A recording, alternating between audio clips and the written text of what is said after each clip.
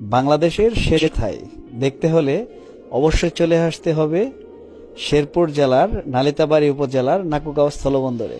তো চলুন বন্ধুরা, যাওয়া যাক আজকের নাকুগাঁও স্থলবন্দরের উদ্দেশ্যে। সুধীমণ্ডলী, আপনারা দেখতেই পাচ্ছেন যে আমাদের বাম দিকে হচ্ছে এখানে পাথর ভাঙা হচ্ছে। এই যে ট্রাকগুলো দেখতে পাচ্ছেন, এই ট্রাকগুলো হচ্ছে ইন্ডিয়ার ট্রাক।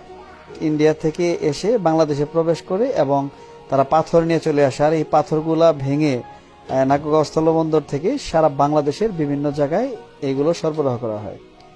তো সুধীমণ্ডলী, আমরা যতটুকু সামনের দিকে অগ্রসর হচ্ছি ততই কিন্তু এই এরিয়াটায় আমরা অনেক শ্রমজীবী মানুষ এবং হচ্ছে দিনমজুর এবং হচ্ছে পাথর ভাঙছে, এই দৃশ্যগুলো চোখে পড়বে আপনার। নালিতাবাড়ী উপজেলা থেকে একটু আসলেই কিন্তু আমরা এই নাকুগাঁও স্থলবন্দর দেখতে পাই। তো আমরা আস্তে আস্তে ধীরে ধীরে প্রবেশ করছি, যে বাংলাদেশের শেষ সীমানা কোথায় সেটি আমরা দেখব। এই তো একটু এগিয়ে গেলেই দেখা যাচ্ছে ধন্যবাদ বাংলাদেশ। তার মানে হচ্ছে বাংলাদেশের শেষ সীমানা এখানেই। সুধীমণ্ডলী, আপনারা দেখতেই পাচ্ছেন এখানে লেখা আছে নাকুগাঁও স্থলবন্দর 00 কিলোমিটার। আর বাম পাশে যে দৃশ্যগুলো দেখতে পাচ্ছেন, ইন্ডিয়া থেকে যে ট্রাকগুলো আসে পাথর নিয়ে, সেই ট্রাকগুলো এই বন্দরেই আসে। আমরা দেখতে পাচ্ছি বিজিবি চেকপোস্ট নাকুগাঁও।